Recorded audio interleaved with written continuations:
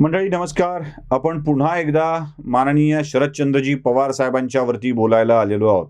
मी पवार साहेबांच्या वरती मुद्दाम यासाठी बोलतोय की जे जे काही म्हणून त्यांच्या विषयामधली काही मिथकं, समज, गैरसमज, चर्चा आहेत त्यावरती भाष्य करावंच लागतं. ते करायचंही यासाठी की समग्र पवार पुढच्या पिढीला फक्त एका अंगाने समजले पाहिजेत असं नाही, विविध अंगाने ते समजले पाहिजेत. त्यांच्या चांगल्या बाजू अनेकांनी मांडलेल्या आहेत. त्यांच्या काही बाजू ज्या लोकांच्या समोर येणं आवश्यक आहे त्या मी मांडणं आवश्यक आहे, म्हणून मी येतो. म्हणजे पुढच्या पिढीला समग्र पवार कळाले पाहिजे. ती जबाबदारी आपलीच आहे. एवढ्या मोठ्या माणसाचं राजकीय कारकीर्द ज्यांची आहे त्यांच्याविषयीची सगळी माहिती मिळाली पाहिजे.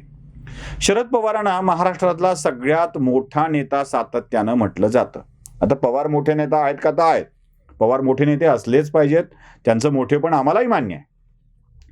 पण पवारांना मोठं नेता म्हणता म्हणता काही मोठ्या नेत्यांचं मोठेपण आपण झाकून टाकतो हे विसरता कामा नये. उदाहरणार्थ तुम्ही म्हणाल कोण आहे सांगा असं पवारांच्या तोडीचा नेता ज्यानं महाराष्ट्राचं राजकारण हलवून टाकलेलं आहे. जरा आपण यशाच्या पातळीवर बघूया. यश कसं मिळतं त्या पातळीवर बघूया. म्हणजे हे तर तुम्हाला मी राजकीय पक्षांचं यश वगैरे सगळं सांगून झालंय. मी त्या भानगडीत जाणार नाहीये. आता मी येतोय ते थेट सरळ व्यक्तिगत यशांवरती येतोय. व्यक्तिगत यशावरती येतोय. शरद पवारांना आपण असं म्हणतो की सर्वात यशस्वी नेता शरद पवार आहेत.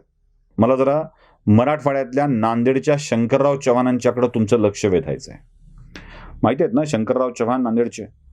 वसंतराव नाईकांच्या नंतर शंकरराव चव्हाण महाराष्ट्राचे मुख्यमंत्री झाले. साधारणचा काळ 1979चा तो 75चा तो काळ असावा. 79ला तर वसंतराव नाईक गेले.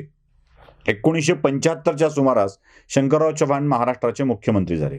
पुढे आणखी काही वेळा शंकरराव चव्हाणांना महाराष्ट्राचं मुख्यमंत्री होण्याचा योग आला. तुम्हाला आठवत असेलच, माहीत आहेच, शंकरराव चव्हाणांचे चिरंजीव अशोकराव चव्हाण महाराष्ट्राचे 2 वेळेला मुख्यमंत्री झाले. 2 वेळेला महाराष्ट्राचे मुख्यमंत्री झालेले आहेत. आणि पिता पुत्र मुख्यमंत्री होण्याचं हे एकमेव उदाहरण महाराष्ट्रात आहे. शंकरराव चव्हाण महाराष्ट्राचे फक्त मुख्यमंत्रीच झाले असं नाही, तर देशाचे गृहमंत्री देखील झालेले आहेत. केंद्रातली मंत्रिपदं देखील शंकररावांनी सांभाळलेली आहेत. राज्यात देखील त्यांचा मुलगा मंत्री म्हणून कारकीर्द यशस्वी केलेली आहे. आताही अशोक चव्हाण राज्याचे सार्वजनिक बांधकाम मंत्री आहेत आणि याआधी ते 2दा महाराष्ट्राचे मुख्यमंत्री झालेले आहेत. शेवटी काही माहिती लीक केल्यामुळं त्यांना बाहेर पडावं लागलं, हा भाग वेगळा. पण महाराष्ट्रात पितापुत्र मुख्यमंत्री होण्याचं हे एकमेव उदाहरण आहे. शरद पवार मागच्या काही वर्षापासून आपल्या मुलीला मुख्यमंत्री करण्याचा प्रयत्न करत आहेत. स्वतःचं मुख्यमंत्रीपद सांभाळून झाल्यावर आपल्या मुलीला मुख्यमंत्री करण्याची पवारांची स्वप्नच राहतील की काय अशी स्थिती आहे. सुप्रिया सुळेंना शरद पवार मुख्यमंत्री करू शकलेले नाहीत. महाराष्ट्राच्या मुख्यमंत्रीपदावर 2दा आपल्या पुत्राला विराजमान करून शंकरराव चव्हाण शरद पवारांच्या कितीतरी पुढे आहेत. हे झालं पुत्राला मुख्यमंत्री करण्यासंबंधी. जरा पुढे जाऊ. महाराष्ट्राचं सर्वाधिक काळ मुख्यमंत्रीपद भोगलेली नेत्यांची यादी काढताना तुम्हाला लक्षात येईल की सर्वाधिक काळ म्हणजे 12 वर्षापेक्षा अधिकचा काळ महाराष्ट्राचे मुख्यमंत्री म्हणून वसंतराव नाईकांनी काम केलेलं आहे. वसंतराव नाईकांच्या नंतर 8 वर्षापेक्षाचा अधिक कार्यकाल विलासराव देशमुखांना मिळालेला आहे आणि त्यानंतर शरद पवारांचा नंबर लागतो. सर्वाधिक काळ मुख्यमंत्रीपद भोगण्यामध्ये शरद पवार 3ऱ्या नंबरवर आहेत, हे विसरून चालणार नाही. विलासरावांचं राजकीय कारकिर्दीचं मोठेपण शरद पवारांच्या कारकिर्दीपुढे झाकाळून जात आहे. शंकररावांचं मोठेपण शरद पवारांच्या कारकिर्दीपुढे झाकाळून टाकण्याचं काम होतं आहे. तुम्हाला आठवत असेल तर शरद पवारांनी लोक माझे सांगाती नावाचं एक पुस्तक लिहिलं आहे. या दोन्ही पुस्तकामध्ये शंकरराव चव्हाण आणि विलासराव देशमुख यांची जेवढी जमेल तेवढं खच्चीकरण करण्याचा प्रयत्न केला आहे. त्यांच्या मस्का काँग्रेस, शंकररावांच्या पक्ष स्थापनेच्या प्रक्रियेला मस्का काँग्रेस असा शब्द वापरत त्यांनी शंकररावांना नामोहरम करण्यासाठी, बदनाम करण्यासाठी ते लिखाण लिहिलं. पुढे विलासरावांनी देखील आपली माफी मागितली असंही शरद पवारांनी आपल्या पुस्तकात लिहिलं. दोघांचंही एकूणच चित्र, त्यांचं समोरचं व्यक्तिमत्व खुलून येणार नाही यासाठी शरद पवार काम करत होते. या दोघांनीही दोन्ही पातळीवर, म्हणजे सर्वाधिक काळाच्या पातळीवर विलासराव शरद पवारांच्या पुढे होते आणि शंकरराव आपल्या पुत्राला मुख्यमंत्रीपदी, शंकररावांचा पुत्र अशोक चव्हाण मुख्यमंत्रीपदी विराजमान आहे. या दोन्ही पातळीवर शरद पवार या दोन नेत्यांच्या मागे आहे. एक टर्म पूर्ण करण्याचं एकदाही शरद पवारांना जमलेलं नाहीये. तो पराक्रम देवेंद्र फडणवीसांनी करून दाखवलेला आहे. टर्म पूर्ण करण्यामध्ये देवेंद्र फडणवीस शरद पवारांच्या पुढे आहेत. एक कदम आगे है भाई. पवार साहेब, तुम्ही टर्म पूर्ण करू शकलेले नाहीत, फडणवीसांनी टर्म पूर्ण केली आहे. पवार साहेब, तुम्ही आपल्या पोरीला मुख्यमंत्री करू शकले नाहीत, शंकररावांचा मुलगा 2दा मुख्यमंत्री झालाय. पवार साहेब, कारकिर्दीमध्ये विलासराव देशमुख तुमच्या एक पाऊल पुढे आहेत, तुम्ही विलासरावांच्या पेक्षा कमी काळ मुख्यमंत्री भोगलेला आहे. कोणत्या अर्थाने आपण हे मोठेपण बहाल करतोय याचा विचार आपण करायला हवा. आता मी सगळ्यात त्या व्यक्तिमत्वाकडे येतोय ज्यांचं मोठेपण पवारांच्या झळाळीच्या पुढे झाकण्याचा प्रयत्न झाला, पण दिव्याच्या प्रकाशात, काजव्याच्या प्रकाशात सूर्य झाकोळून जात नसतो. महाराष्ट्र एका व्यक्तीचा इतिहास लवकर समजून घेत नाही, कारण पवारांचे समर्थक तो समजून घेण्यासाठी पुढे येऊच देत नाहीत. मी सांगतोय, ज्यांनी महाराष्ट्रात सर्वाधिक काळ म्हणजे 12 वर्ष पवारांच्या कारकिर्दीच्या जवळपास दुप्पट मुख्यमंत्रीपद भोगलेलं आहे, ते म्हणजे महाराष्ट्राच्या हरित क्रांतीचे प्रणेते वसंतराव नाईक. वसंतराव नाईकांचा उत्कर्ष हा अगदी खालच्या पातळीपासूनचा आहे.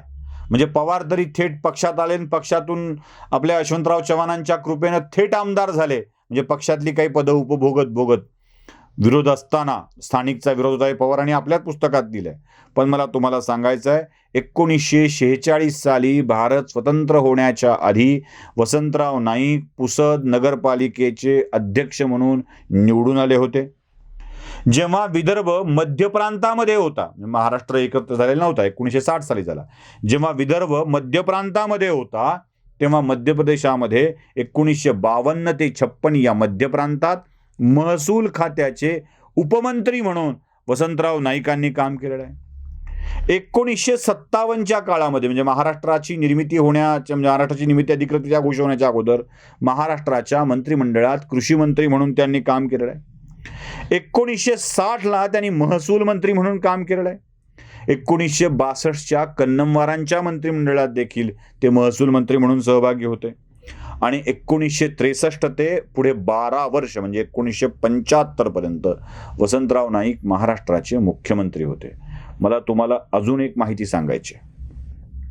वसंतराव नाईकांना मलबार हिलच्या अत्यंत बोडख्या जागेवरचा एक बैठा बंगला त्यांच्या मंत्रिपदाचं निवासस्थान म्हणून देण्यात आलेला होता.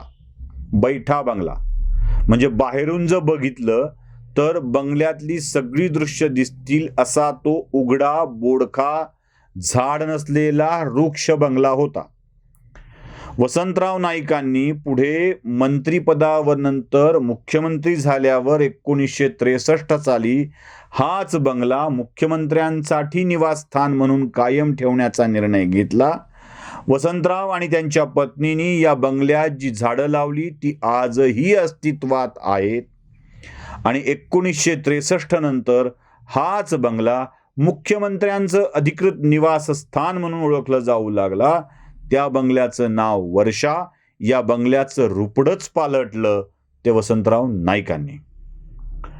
नुसतं बंगल्याचं रुपडं पालटलं असं नाही, तर महाराष्ट्रात हरित क्रांती करून महाराष्ट्राचं रुपडं पालटलं. मी या महाराष्ट्राला अन्नात स्वयंपूर्ण केलं नाही अन्नधान्यामध्ये, तर मी जीव देईन असं म्हणणाऱ्या वसंतराव नाईकांनी महाराष्ट्रात हरित क्रांती करून महाराष्ट्राला अन्नधान्याच्या बाबतीत स्वयंपूर्ण करण्याचा निर्णय घेतला.